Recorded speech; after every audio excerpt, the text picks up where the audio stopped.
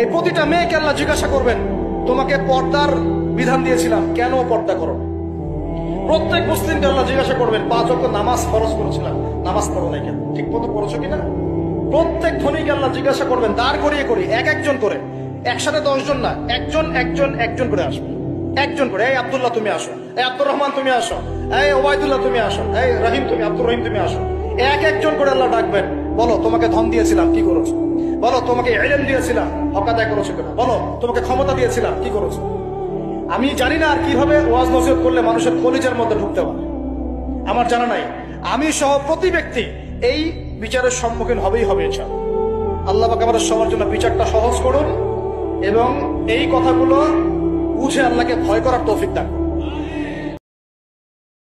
Please subscribe our YouTube channel.